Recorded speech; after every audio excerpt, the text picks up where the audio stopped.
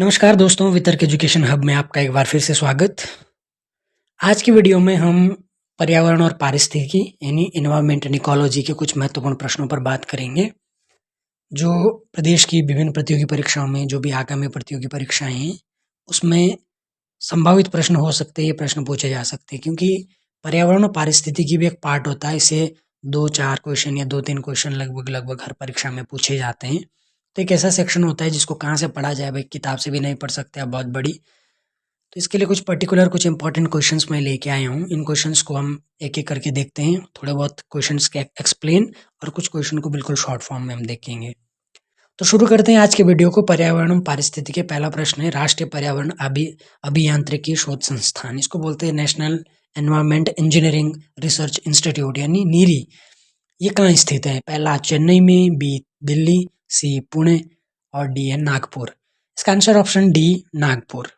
यानी NEERI national environment engineering research institute, इसकी स्थापना 1958 में हुई और इसकी 5 रीजनल प्रयोगशालाएं हैं। पहली दिल्ली में है, दूसरी मुंबई में, एक चेन्नई में, एक कोलकाता और हैदराबाद। दिल्ली, मुंबई, चेन्नई, कोलकाता, हैदराबाद, इन 5 शहरों में नीरी की यानी राष्ट्रीय पर्यावरण अभियांत्रिकी शोध संस्थान की अलग-अलग प्रयोगशालाएं 1958 में स्थापित हुआ, जबकि इसका जो मेन शोध संस्थान है वो नागपुर में है। ये विज्ञान एवं प्रौद्योगिकी मंत्रालय भारत सरकार के अधीन काम करता है। दूसरा प्रश्न है, पर्यावरण स्थिरता सूचकांक किसके द्वारा शुरू किया गया था? तो A UNDP, B WWF, C world economic forum, D IUCN. इसका आंसर है वर्ल्ड इकोनॉमिक फोरम यानी ऑप्शन सी। पर्यावरण प्रदर्शन सूचकांक एक अंतर्राष्ट्रीय रैंकिंग प्रणाली है जो पर्यावरण स्थिति और देशों की स्थिरता को मापता है। इसको एक द्विवार्षिक सूचकांक के रूप में यानी हर 2 साल में आने वाले एक सूचकांक के रूप में 2002 में शुरू किया गया था। कौन निकालते हैं सूचकांक को, पर्यावरण स्थिरता सूचकांक को? तो ये निकालती है Yale centre for environment law and policy, Columbia university centre for international earth science information and network. इन दोनों के सपोर्ट से, इन दोनों के सहयोग से वर्ल्ड इकोनॉमिक फोरम इस सूचकांक को निकालता है, जिसमें पर्यावरण के हिसाब से देशों की रैंकिंग निर्धारित की जाती है। तो इसी में अगला प्रश्न है, पर्यावरण प्रदर्शन सूचकांक 2024 में भारत की रैंक कितनी है? ए 168, बी 171, सी 174 और डी 176। इसका आंसर है ऑप्शन डी यानी पर्यावरण प्रदर्शन सूचकांक 2024 में भारत की रैंक है 176। भारत का जो कुल स्कोर है वो है 27.6। भारत सिर्फ 4 देशों पाकिस्तान, वियतनाम, लाओस और म्यांमार से ऊपर है। बाकी भारत एकदम नीचे के पायदान पर है। आप लगभग 180 देशों में भारत 176वें स्थान पर है। अब आइडिया लगा लो पर्यावरण प्रदर्शन सूचकांक में भारत की स्थिति कहाँ है। टॉप 3 देशों की बात करें तो सबसे ऊपर है एस्टोनिया, दूसरे नंबर पर लग्जमबर्ग और तीसरे नंबर पर है जर्मनी। एस्टोनिया ने वर्ष 1990 के स्तर से अपने ग्रीन हाउस गैस उत्सर्जन में 59% की कमी लाई, यानी 59% की कमी लाई एस्टोनिया ने 1990 के अपने जो पर्यावरण का स्तर था ग्रीन हाउस गैस के उत्सर्जन में। इसीलिए वो टॉप पर बना हुआ अभी पर्यावरण प्रदर्शन सूचकांक में। दूसरे नंबर पर लग्जमबर्ग और तीसरे नंबर पर जर्मनी। भारत 176वें स्थान पर, कौन से कितने अंक के साथ? 27.6 अंक के साथ। अगला प्रश्न है, राष्ट्रीय हरित न्यायाधिकरण जिसको एनजीटी बोलते हैं, नेशनल ग्रीन ट्रिब्यूनल, इसकी स्थापना भारत सरकार द्वारा कब की गई थी? 4 ऑप्शन ये नीचे दे रखे हैं, 1 अक्टूबर 2009 या 2 अक्टूबर 2010, 10 अक्टूबर 2010 या 18 अक्टूबर 2010। इसका आंसर ऑप्शन डी 18 अक्टूबर 2010। एनजीटी यानी नेशनल ग्रीन ट्राइब्यूनल, राष्ट्रीय हरित न्यायाधिकरण, इसकी स्थापना 18 अक्टूबर 2010 को हरित अधिकरण अधिनियम 2010 के तहत की गई थी। राष्ट्रीय हरित अधिकरण यानी एनजीटी में एक अध्यक्ष होता है और धार्मिक सदस्य और विशेष सदस्य इसमें शामिल होते हैं। ये 3 वर्ष की अवधि या 65 साल, जो भी पहले हो गया, 3 साल का कार्यकाल पहले खत्म हो जाए या 65 वर्ष की उम्र पहले खत्म हो जाए, इतने समय तक इनका कार्यकाल रहता है, अपने पद पर रहता है और ये इनकी पुनर्नियुक्ति नहीं हो सकती है। मतलब एनजीटी में जो भी मेंबर बनेंगे उनकी पुनर्नियुक्ति के पात्र नहीं होंगे। अगला प्रश्न है, विश्व मौसम विज्ञान संगठन की स्थापना कब हुई थी? यानी विश्व मौसम विज्ञान संगठन की स्थापना कब हुई? ए 1 मार्च 1950, बी 2 मार्च 1951, सी 10 मार्च 1951 और डी 17 मार्च 1951।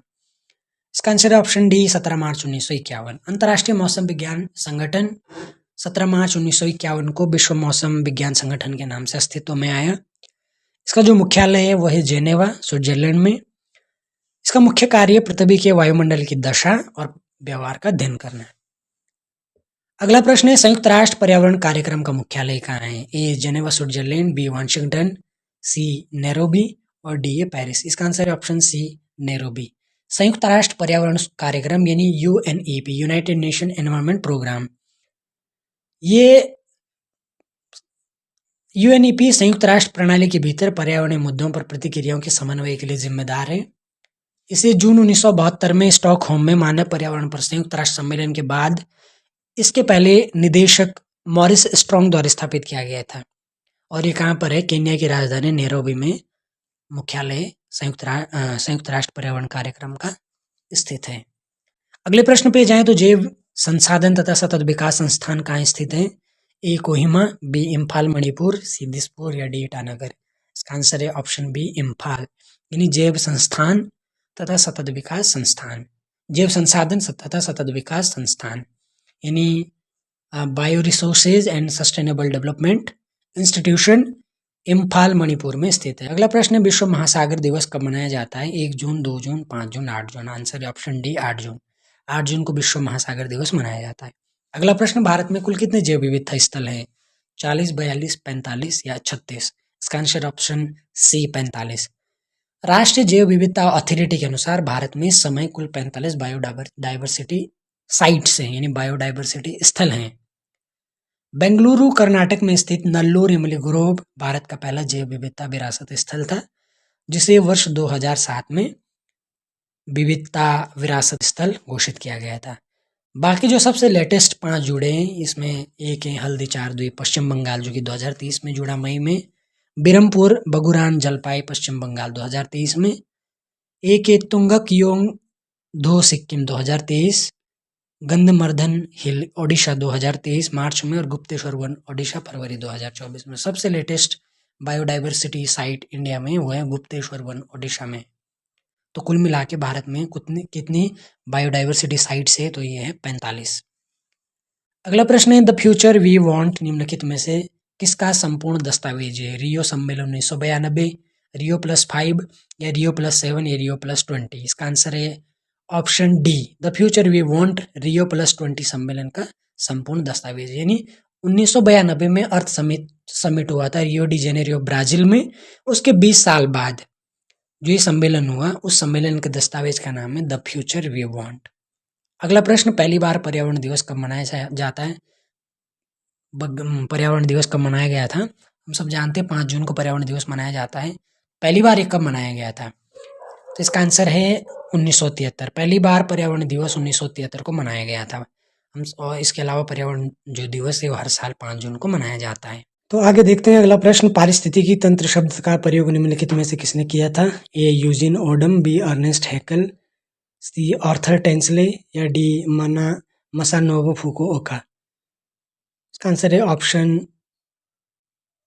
सी आर्थर टेंसले। 1935 में ब्रिटिश पारिस्थितिकीविद आर्थर टेंसले ने पारिस्थितिकी तंत्र शब्द गढ़ा था।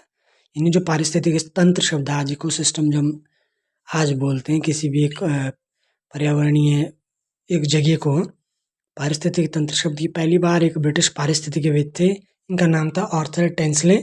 इन्होंने 1935 में गढ़ा था। इनके अनुसार किसी भी स्थान के जीवीय समुदाय के जीवों तथा उनके चारों ओर पाए जाने वाला जो अजीवीय वातावरण है, यानी सजीव और अजीब जो जीव हैं, लिविंग और नॉन लिविंग थिंग्स का जो एक पारस्परिक संबंध है, एक दूसरे पर किस तरीके से इफेक्ट डालते हैं, उसी सिस्टम को हम पारिस्थितिकी तंत्र बोलते हैं। अगला प्रश्न अंतर्राष्ट्रीय बाघ दिवस कब मनाया जाता है? ए 16 सितंबर, बी 11 जुलाई, सी 29 जुलाई और डी 16 अक्टूबर। तो इसका आंसर है ऑप्शन सी 29 जुलाई। पारिस्थितिकी तंत्र में ऊर्जा के प्रवाह से संबंधित 10% का नियम किसने दिया था? ए डार्विन, बी लिंडेमान, सी कैरोलस लिनियस या डी अरस्तु। इसका आंसर ऑप्शन बी लिंडेमान। पारिस्थितिकी तंत्र में लिंडेमान एक नियम था जिसको 10% का नियम बोलते हैं। हम सब जानते हैं किसी भी खाद्य श्रृंखला में अलग अलग पोषण स्तर होते हैं। तो पोषण स्तर से यानी एक एक पोषण स्तर का जीव दूसरे पोषण स्तर के जीव को पहले वाले पोषण स्तर के जीव को खाता है, लेकिन जो एनर्जी मिलती है उसको, वो कितनी मिलती है? एनर्जी 10% के रूप में ही ट्रांसफर होती है, सिर्फ 10%। तो इसी 10% के रूल को दिया था लिंडेमान ने। अगला प्रश्न है question number 15, momentum for change climate neutral now किसकी पहल है? आईपीसीसी यानी इंटर गवर्नमेंटल पैनल और क्लाइमेट चेंज, या यूएनईपी सचिवालय, या सी यूएनएफसीसी सचिवालय, या डी विश्व मौसम विज्ञान संगठन। Momentum for change climate neutral now ये निम्नलिखित में से कौन से संगठन की पहल है? तो इसका आंसर ऑप्शन सी यूएनएफसीसी सचिवालय। एक पहल है जिसका मकसद था जलवायु तटस्थता यानी कार्बन जो न्यूट्रलिटी है हासिल करना, और इसको यूएनएफसीसी सचिवालय ने 2015 में शुरू किया था। यानी क्लाइमेट न्यूट्रलिटी को हासिल करना, ये momentum for change climate neutral now जो यूएनएफसीसी जो सचिवालय है उसकी एक पहल थी, 2015 में शुरू हुई थी। अगला प्रश्न है केंद्रीय प्रदूषण नियंत्रण बोर्ड कब स्थापित किया गया था? ए 1972, बी 73, या सी 1974, या डी 1975। इसका आंसर ऑप्शन सी 1974। सीपीसीबी यानी सेंट्रल पॉल्यूशन कंट्रोल बोर्ड, इसकी स्थापना 1974 में water prevention and control of pollution act 1974 के तहत की गई थी। आगे देखिए अगला प्रश्न, अगर आप घड़ियालों को उनके प्राकृतिक आवास में देखना चाहते हैं तो आपको निम्नलिखित में से किस जगह पर जाना चाहिए? कौन सा उपयुक्त स्थान है घड़ियालों को उनको प्राकृतिक आवासों में देखने का? ए भीतरकनिका मैंग्रोव, बी चंबल नदी, सी पुलिकट झील, या डी दीपोर झील। इसका आंसर है ऑप्शन बी चंबल नदी। घड़ियाल एक ऐसा प्राकृतिक जीव है जो मुख्य रूप से जो गंगा नदी है उसमें या उसके सहायक नदियों में पाया जाता है। तो सबसे जो इसका जो मुख्य प्राकृतिक आवास है घड़ियालों का तो वही चंबल नदी, मध्य प्रदेश वाली। अगला प्रश्न, गाडगिल समिति रिपोर्ट और कस्तूरी रंगन समिति रिपोर्ट का संबंध किससे है? ए संवैधानिक सुधार, बी गंगा एक्शन प्लान, सी नदियों को जोड़ना, या डी पश्चिमी घाट की सुरक्षा। इसका आंसर है ऑप्शन डी पश्चिमी घाट की सुरक्षा। गाडगिल समिति की स्थापना पश्चिमी घाट के पारिस्थितिकी स्थिति का आकलन करने तथा पर्यावरण संरक्षण अधिनियम 1986 के अनुसार क्षेत्रों की पारिस्थितिकी संवेदनशीलता के रूप में अधिसूचित करने के लिए की गई थी। और दूसरा जो कस्तूरी रंगन समिति उसका गठन भी गाडगिल समिति की रिपोर्ट का अलग अलग हितधारकों से जो भी टिप्पणियां प्राप्त हुई उसके आलोक में एक समग्र विश्लेषण प्राप्त करने के लिए की गई थी। अगला प्रश्न, निम्नलिखित में से कौन सा प्राकृतिक जीव भारत का राष्ट्रीय जलीय जीव है? ए लवण जल मगरमच्छ, बी ऑलिव रिडले टर्टल, या सी गंगेटिक डॉल्फिन, या डी घड़ियाल। इसका answer option C Gangetic dolphin. यानी भारत का जो राष्ट्रीय जलीय जीव है नेशनल एक्वेटिक एनिमल वो है गंगा डॉल्फिन, गंगेटिक डॉल्फिन, जिसको 2009 में भारत का राष्ट्रीय जलीय जीव घोषित किया गया था। अगला प्रश्न, अंतिम प्रश्न, निम्नलिखित में से किस राज्य में लॉयन टेल्ड मकाक इसके प्राकृतिक आवास में पाया जाता है? यानी लॉयन टेल्ड मकाक का प्राकृतिक आवास कौन सा राज्य है? ए तमिलनाडु, बी 2 केरल, सी 3 कर्नाटक, या 4 आंध्र प्रदेश। ऑप्शन दे रखे नीचे, तो इसमें आप देखेंगे इसका सही जवाब है 1, 2, 3 यानी तमिलनाडु, केरल और कर्नाटक। ये 3 राज्य लॉयन टेल्ड मकाक का उसका प्राकृतिक आवास है। यानी अपने जो उसका रियल नेचुरल जो आवास है वो इन 3 राज्यों में लॉयन टेल्ड मकाक पाया जाता है। इसको लॉयन टेल्ड मकाक को वांडेरू के नाम से भी जाना जाता है। दक्षिण भारत के पश्चिमी घाटों का स्थानीय प्राइमेट है ये बंदर एक तरीके का, और इन बंदरों को नीलगिरी संरक्षित जैव मंडल में विशेष रूप से देखा जा सकता है। आप चित्र में देख सकते हैं ये वही लॉयन टेल्ड मकाक है, यानी लॉयन के जैसे पूंछ वाला मकाक। मेनली जो है ये जो नीलगिरी संरक्षित जैव मंडल है उसमें देखा जा सकता है, पश्चिमी घाटों का स्थानीय प्राइमेट है। तो ये थे आज के पर्यावरण और पारिस्थितिकी के संबंधित कुछ महत्वपूर्ण प्रश्न। बाकी आगे के प्रश्नों पर हम किसी और वीडियो में चर्चा करेंगे। तब तक के लिए बहुत बहुत धन्यवाद। वीडियो आपको पसंद आएगा तो इसको लाइक ज़रूर करें और चैनल को सब्सक्राइब करना भी ना भूलें। Thank you.